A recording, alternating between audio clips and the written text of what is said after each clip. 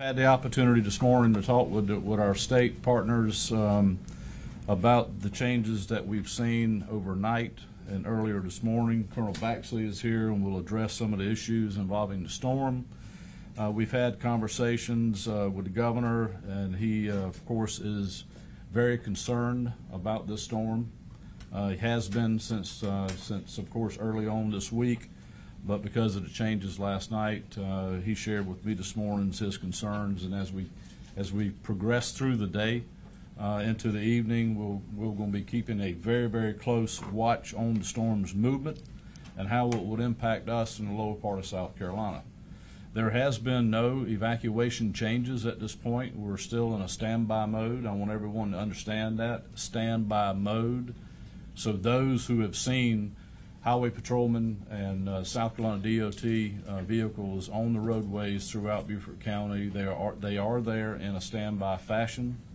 We have not looked at any lane reversals on 21 and 278, but in case we need to do that, and at some point if we need to do that, the resources are in place to do so, and we can do that in a very timely fashion. I want to make sure, because we've gotten a lot of messages here in the communication center and the EOC about seeing the DOT trucks and highway patrolmen. That is by design. They are there for a reason. Our concerns, of course, that came up during the night and early morning, or that's concerning us here in Beaufort County, is the impact of storm surge, the amount of rainfall that's expected based on the storm possibly turning more of a southwest after impact, and then what wind we would see here in Beaufort County.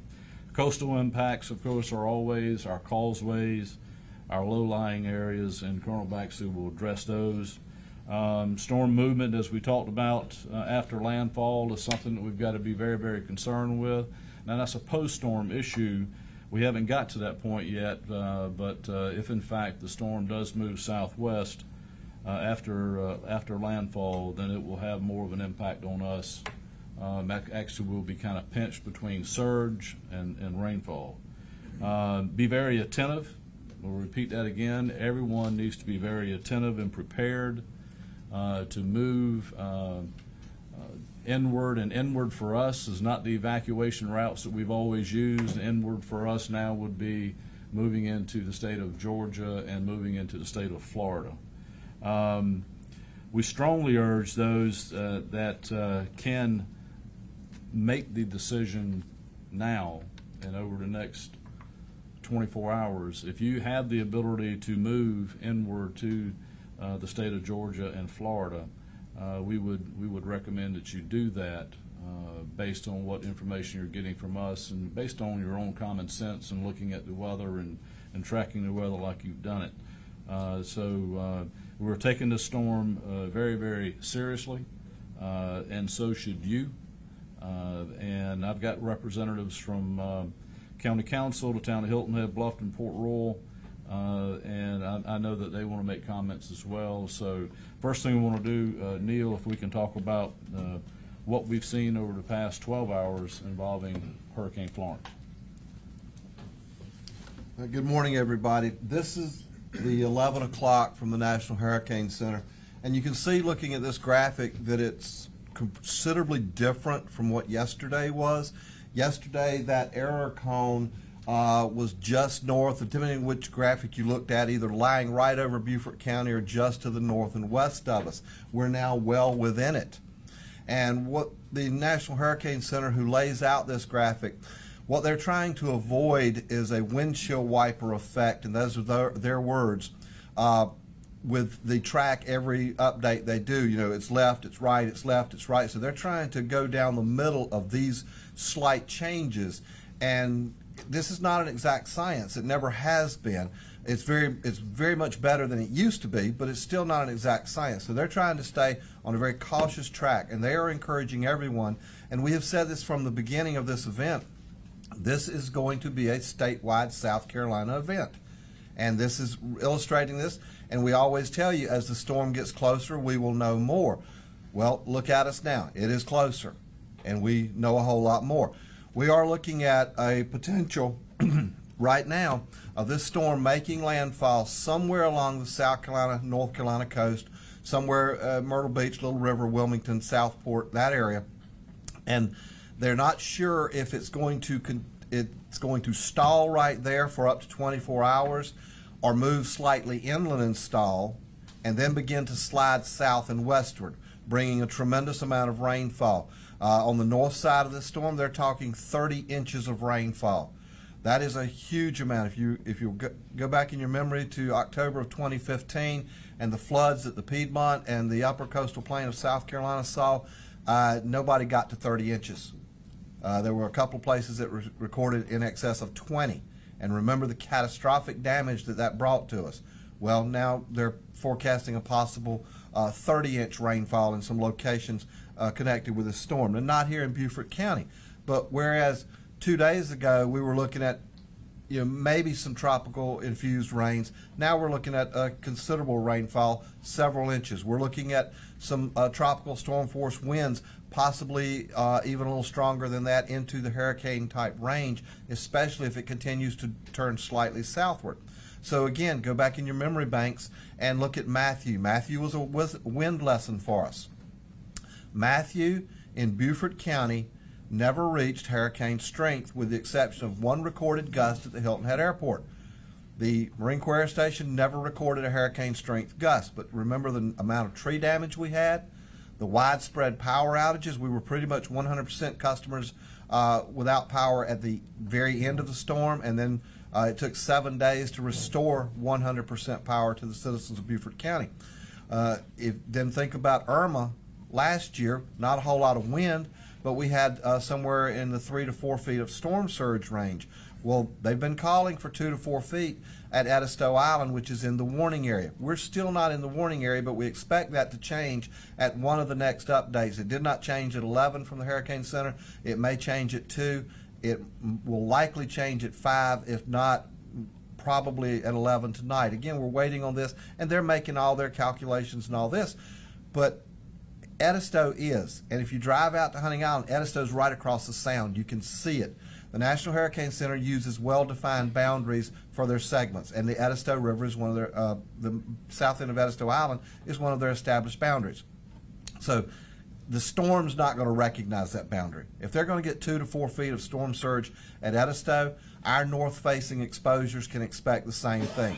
Dalto Island, Harbor Island, Hunting, Fripp, the northern face of the Beaufort, of the Bluffton landscape along Colleton River and these areas. If they're north facing and the wind is blowing out of the northeast, again a scenario such as Irma, they're going to be seeing that 2 to 4 feet if that's what the forecast holds. So folks that are in that area, folks that know what they already experienced in Matthew, know what they experienced in Irma, even though we are currently not under a watch or a warning, even though we are currently not under an evacuation order from the governor, these folks that live in these areas, they know what they experienced. You know what you experienced. If you saw it and you don't want to be part of it again, as the sheriff said, now is the time to move. But we're encouraging you to move southward, because if this storm does, as being forecast with this left-hand turn and sliding along the coast, the central part of the state, where we would normally evacuate to, is going to become inundated. And again, we go back to October 2015, the roads in Hampton County, in Barnwell County, in Aiken County, a tremendous amount of flooding, road closures, bridge washed out, all this sort of thing. We're anticipating a repeat of that type of event. So if you're not comfortable with it, we're encouraging you to turn south. Georgia and Florida are wide open, sunshiny, good shape down there for the time being ahead of us. So it's important that we prepare. The sheriff mentioned again, we've got everything. We are in a full readiness posture. All of our law enforcement, our South Carolina DOT partners, our public works partners at the county and municipalities, we're all absolutely primed and ready to go. That's why you're seeing the trucks on the side of the road. Because if we had them where they're normally staged at, the DOT guys, for example, come from Aiken. That's a 100-mile trip. We don't want to have to wait for them to make that trip. So we are primed and ready to go if the governor orders it. If we have to throw a reversal into place to move a lot of traffic in a hurry, we can. That's what planning and preparation is all about. But I would encourage you again, think about what we've seen over the last 3 years. The flooding in the central part in October of 15, Matthew in 16, Irma in 17, and what we're seeing right now is for Beaufort County is all three of those events rolling together into one. We've had our lessons, now it may be time to face the exam.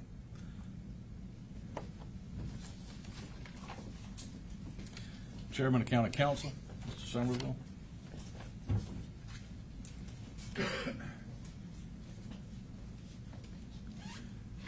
Good morning. Thank you, Sheriff, and thank you, Colonel Baxley, and thanks so many people who have been actively involved in preparation for this storm for the last week or so and will continue to be involved all the way through the recovery phase.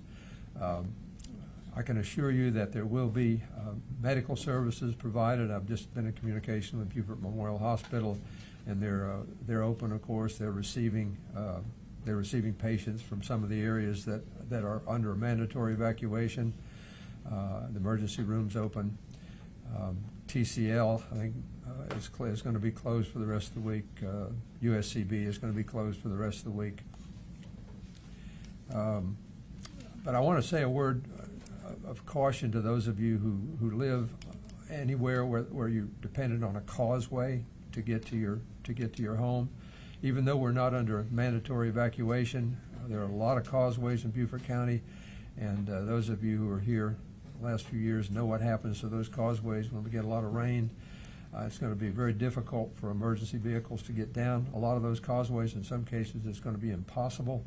So even though we're not under a mandatory evacuation, I hope you will consider moving to an area where you can be accessed, as the sheriff suggested, Georgia and Florida. It's a good suggestion. But you have to use common sense. We're all going to use common sense. I also want to thank all of the leadership in the municipalities who've been working with us on a daily basis, the elected leadership and the staff leadership, to make sure that we're as prepared as we possibly can be. Thank you. Mayor Bennett.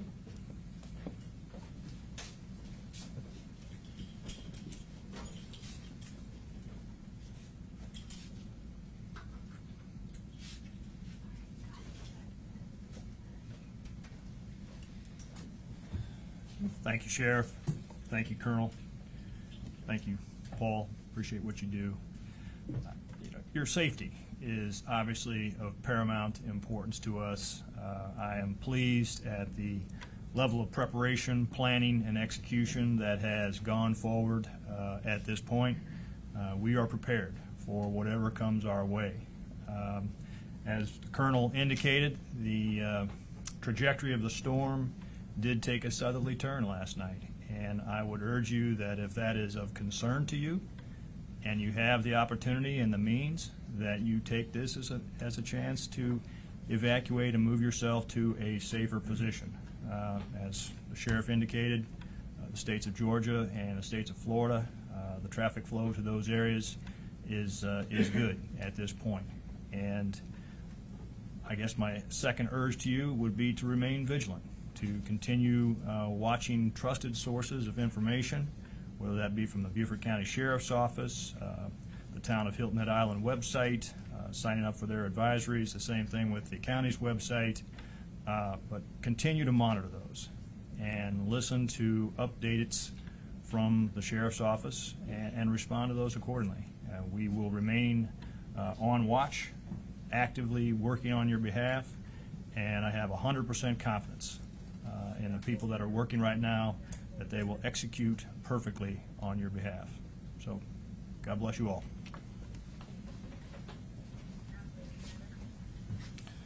Mayor Salka.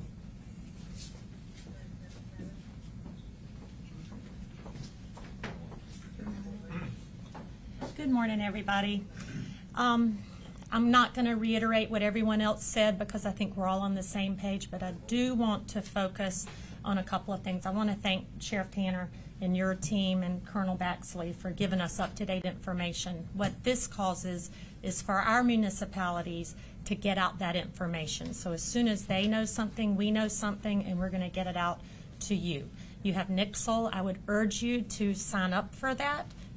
We have My Bluffton PD. Those are 2 apps you can sign up for, and you can go on any social media that's affiliated with any government and forget the rest, because information going around social media that doesn't come from the Sheriff's Department, the county site, the town site, and the Bluffton PD site for Bluffton, that's the accurate info, and I think we all are given the same message. We have a lot of residents in Bluffton that have made reservations in Jacksonville, and below I would urge you to consider going that way, because if this changes and Georgia changes, you may not get to your reservation. So I'm not scaring you, but I do want you to take heed to the idea of going south or going southwest before this affects Georgia. What we know is a storm is twice the size of our state, and you can see that on any of the maps that you see on the internet. Twice the size of our state. That's not something we mess with, and Colonel Baxley had said prior, any tiny movement right now isn't a tiny effect on our state. It's hundreds of miles that it can affect. So just be smart, be aware, be present. We plan, we prepare. I would ask all the residents to do the same, and just be smart. So thank you again, Sheriff, and stay tuned. Mayor Kaiserling?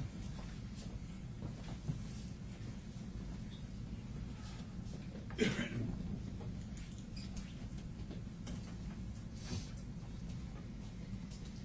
you.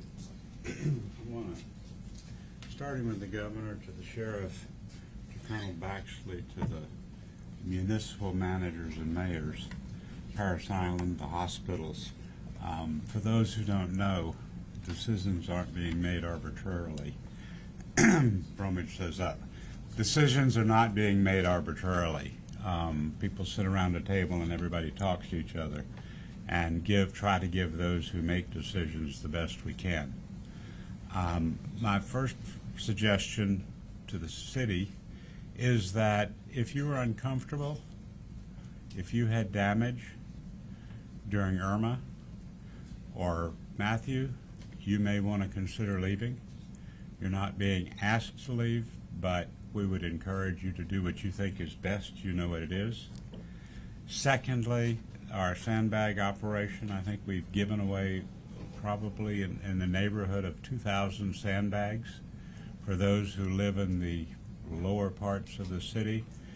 That will go back into operation again today. Thirdly, the city offices will remain closed through the week, but enough of you can find me or the city manager or through our switchboard.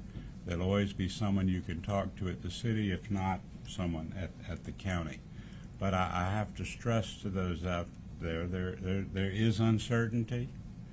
I think that the movement now to officially not evacuate, but to encourage those who feel the discomfort, who feel the threat, who've experienced the threat, to go ahead and make that move. Otherwise, we're here, and you'll hear through the sheriff's leadership from us on as regular basis as possible. Thank you.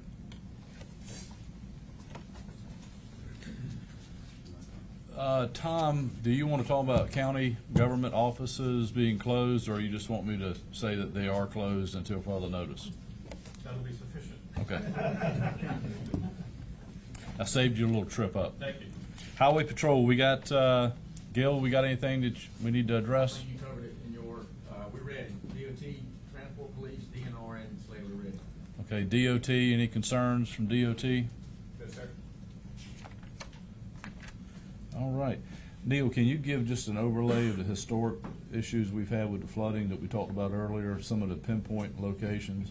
I know that in Irma, Marisalka and I talked about Brighton Beach and those areas, so if you could kind of cover some of the areas we talked about, just to remind people of those areas. Yes, sir. I have the opportunity to give public talks all the time on preparation, and I always say that we're called the Low Country for a reason. And people look at me and, what are you talking about? Well, during Matthew, and we had forecast this for years, Highway 21 at Gardens Corner was inundated with seawater from Broad River for about 5 hours over 3 foot deep. You could not travel north-south on Highway 21 out of Beaufort up into Gardens Corner and to reach the interstate, because that was our only route and it was cut. The Highway 21 Sea Island Parkway at Lays Island Airport under both Matthew and Irma had about 3 feet of water on it. The causeway to Warsaw Island went underwater. Causeway to Harbor Island, I don't believe topped, but it got really close. And of course we had the bridge wash out, not the bridge itself, but the causeway leading up to the bridge in both events.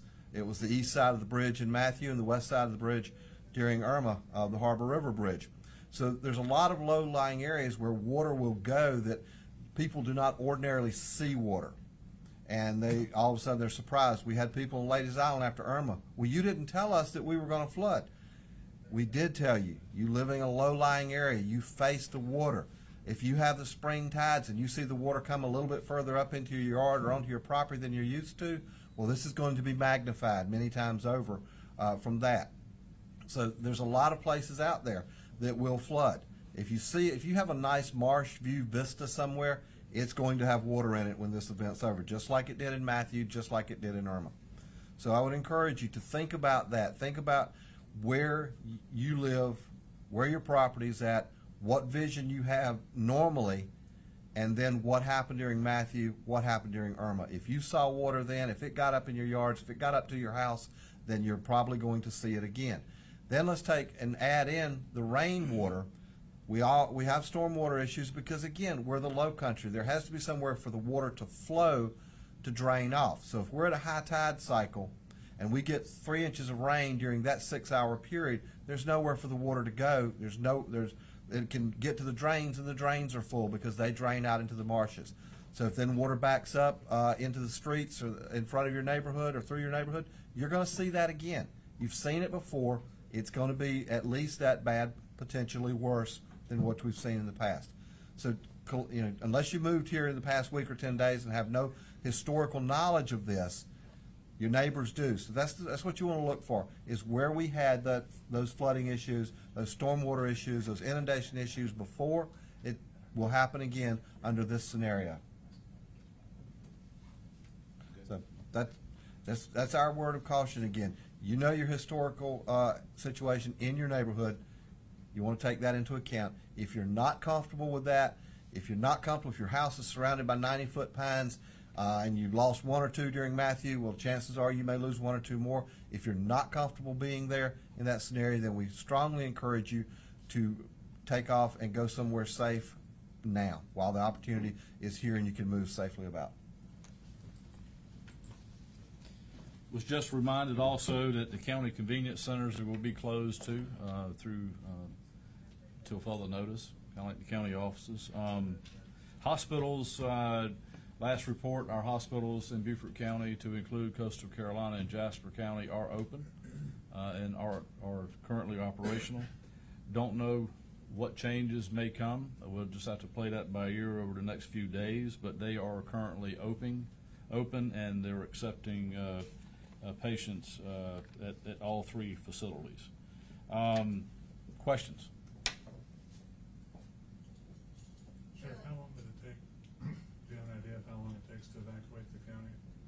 Just in general? We have some blueprints on that, but you have to factor in evacuation. For us, if there is a positive side to an evacuation right now, is we're not competing with Georgia and Florida.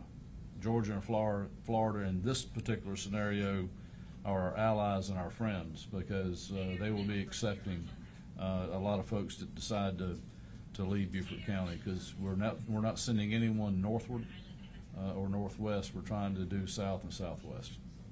So I don't have an answer for you other than the evacuation. If in fact we had to do one tomorrow morning, our feeling is it would go fairly smoothly. Do you have any sense, and maybe not, of how many people have already left, and will that make a possible evacuation tomorrow morning smoother?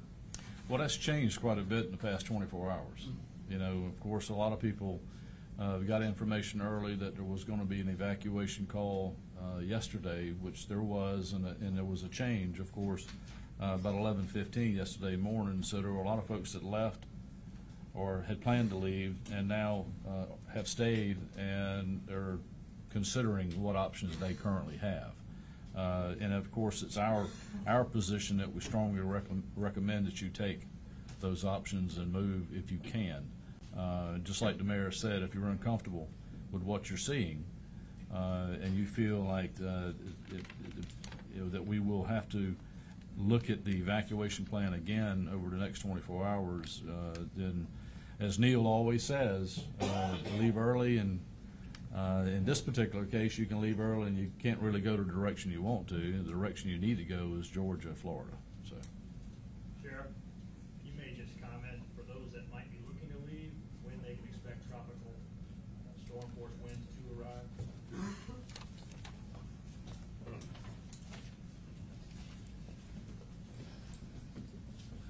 The National Weather Service told us that the earliest reasonable time was going to be somewhere around midday tomorrow. The most probable time, today's Wednesday, yeah. The most probable time, so we've been on 8 straight days now. The most probable time would be Thursday evening, late Thursday. So the situation will probably start deteriorating overnight tonight, more cloudy, maybe some spotty rain, and then tomorrow through the day get progressively worse. Can you speak to the Jasper shelter, Colonel, and when and if it would open? Yes, ma'am. Jasper is waiting for a decision from the governor's office about any changes in the mandatory evacuation. They are primed and ready to open if they have to. There are now 26 shelters open across the state. The only shelter open in our conglomerate right now is in Bamberg County, and it is open and preparing to receive 250 evacuees from Fayetteville, North Carolina. So that's some of the mutual aid we have in place to help out our neighbors. The shelters in Jasper for Beaufort County residents are hinged on that change in the status from the governor. If we request them open, if we see a situation, we can request them, and they will come open. But we're not there yet. And I know you've had your hand up 3 or 4 times. Mostly. Oh, I'll get out. Wait in, Sheriff. She wants you. don't go too far. Stassi? Hello. Do you have the power over Governor Henry McMaster to call an evacuation? And if so, when is the latest time you would do that? Well, I do not have the power to call for anything over the governor of South Carolina. At this particular stage, I work directly for the governor. So we have been in communication with each other. I can promise you that he is very, very concerned about what we're doing here in Beaufort County. He's watching this telecast as we talk. And, you know, our position is, and the decision we made after our 9 o'clock briefing, is to urge every citizen in Beaufort County, and as Mayor Kosling said, if you're uncomfortable with what you're seeing and the information that you're getting about staying in Beaufort County, then it's time to relocate. And if we need to re-examine the evacuation, that will be something that we will be looking at between now and tomorrow morning. So that, I mean, it could happen, and the governor is going to direct us to do whatever he feels is in the interest of the citizens of South Carolina. And you know, he's worked very, very well with us over the past few days, but he's eager to know what we're doing in Beaufort County and the decisions that we're making. He's comfortable with the conversation we currently are having, but again, the storm will dictate what we do next. It's unpredictable. We've seen some changes in it that we don't like, that are different than yesterday. And we're very, very, very guarded at this point as to what the storm will represent for Beaufort County. And I think, as I said earlier, every citizen should take the same position. You know, you need to make sure that you're following any and all information that we're sending out and making a decision that's good for you and your family. And we're going to collectively make the appropriate decision for the county. Questions? Can you address the citizens who want to leave but have employers who are saying still come to work. Because there's not a mandatory evacuation, they can't leave. That's difficult for us to address. I mean, those are decisions that are going to have to be made independently because we're not under an official declaration or evacuation order, and that does change things. But right now, we're just asking for voluntary compliance and everything we're trying to accomplish. Questions? I guess at this point, if there isn't an evacuation and so people decide to stay, even if you're encouraging them, are they going to have, emergency services and things available to them if they do stay? Throw that pods too, probably a little bit. Again, we look at history. We will remain available to respond to calls for service up until such time as the weather dictates we come off. Since Matthew, we have, through the 1033 program, obtained a number of high water vehicles, military surplus type stuff, Humvees, LMTVs, which allowed us in Irma to continue to patrol. Now, we still had to pull patrol cars off the road. We still had to pull ambulances off the road. But what we did during Irma is, in several very specific scenarios, we put paramedics in those high water vehicles and responded to calls. So we'll continue to respond to the absolute best of our ability. If the situation deteriorates to a point where it's unsafe for anything, then we will pull off and we'll continue to take the 911 calls and prioritize them. And as soon as the weather allows us to get back out on the road, we'll begin re-responding to those calls. At what point are you pulled off the road? For the average patrol cars, for the Dodge Chargers and the Ford Explorers, it is 39-mile-per-hour sustained winds, which is tropical storm force winds. We have to because they're just not strong enough to withstand a crosswind on a causeway or something like that. The heavier vehicles, we stayed out throughout all of Irma, and that will be just, we really don't know what the limitations on those vehicles are as far as wind because they weigh literally tons, and so we can continue moving around for a while. And we'll do it for as absolutely long as we can. Now, that reduces the number of vehicles we have responding, but we do have them strategically placed throughout the county so we can maintain a presence. And the municipal police departments have also done the same thing. This 1033 program has been a tremendous boon to us in acquiring vehicles like that ordinarily we would never be able to get. So now Beaufort has them, Bluffton has them, and Van, does Port Royal have any? Port Royal has them also, so we can maintain a presence for a lot longer now than we did in the past. Town of Port Royal, Van, is there anything you want to address? And I apologize for. Okay, you good? Yes. Okay. Any other questions? I guess water and beach, you guys have a lot of coastline. There sounds like there's going to be some concern with, waves and things like that in addition to wind. Any word to beachgoers or surfers or anybody who might be interested in bigger waves? Well, of course, the undercurrent and the surge and all the other stuff that we look at is in play currently and will be definitely for the next several days, probably into the middle of next week. So, I mean, it's something we're going to have to continuously look at. And, and people just need to be cautious, personally cautious to those things, even though I know we'll have a few that are daring, but the less daring the better, and we'll just have to keep a look on it, keep an eye on it. One more thing. Come on. The sheriff just mentioned, it prompted me to remind you something. The winds will probably stop blowing in tropical storm force type scenario under this probably Sunday, but if we get the 30 inches of rain across the state that they're talking about, this event will go on well through next week. Probably into the following weekend. Widespread power outages. Again, through the inland part, we might not have the bridge washout problems in Beaufort County, but our neighbors in Jasper and Hampton and Colleton will because they suffered it in 2015. So we need to keep that in mind. That will affect everything. If Interstate 95 were to get interrupted in Clarendon County like it did in 2015, that affects grocery delivery in Beaufort County.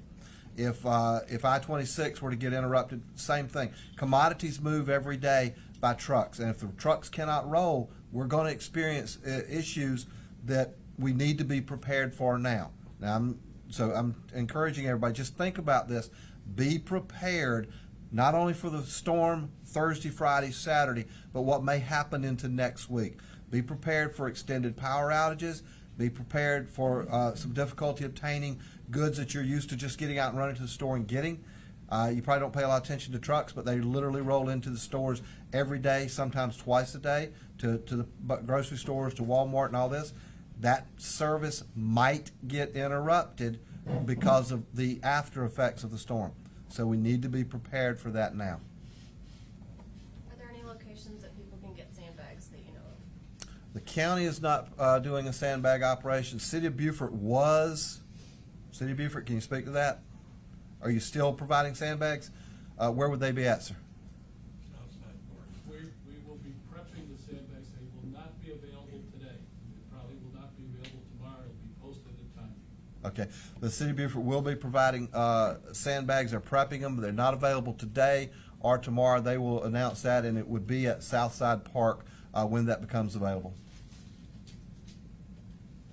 You talked about trucks and food delivery. What about power crews? You know, obviously the focus has been a little north of you guys. Are you going to have those people here should you experience it? Already been in contact with SC&G this morning. They coordinate that effort, and Palmetto Electric. Crews are already coming in. They have reserved hotel rooms, and they will be pre-staging in county depending on the weather scenario. If it deteriorates to the point where they need to stage out of county for safety, because if the trucks get damaged, they become part of the problem and not part of the solution. So that already, we all know the power company probably has the absolute best response program nationwide of any one entity, and those trucks are already rolling towards South Carolina to be prepared to respond to this. So yes, that's all. But when you lose, when you lose one pole, it's easy to go reset it. When you lose 100, it takes a while. Where can people report price gouging if they see it? The attorney, they can report it to us directly, to the sheriff's office, or to the local law enforcement authorities, and we'll start the inquiry into it. They can report it to the Attorney General's office through their website, and they can report it to the Secretary of State's office. One other thing we need to remember, power outages affect sewer lift stations. Lose power, you lose sewer lift stations, you got a problem in your house. And it's as nice as I can put it. So keep that in mind. Just to be clear, is tomorrow morning kind of a deadline, do you feel like, for an evacuation order to be able to get people out in time ahead of this? I don't think we're going to set a deadline. We're going to react as circumstances dictate. We have been keeping a very, very close eye on Jim Cantori. He's still in Wrightsville Beach, North Carolina, and as long as he stays there, we feel a whole lot better for us. But we feel, of course, sorry for North Carolina and Horry County. So we will probably do another press conference if we think we need to. Could be later today, probably tomorrow morning if we see the need for it, and we'll make sure and let you know. We'll give you some timely advance notice. So thank you for coming, and let's just keep reminding people how serious this storm is, and that everyone needs to take the same approach. So thank you.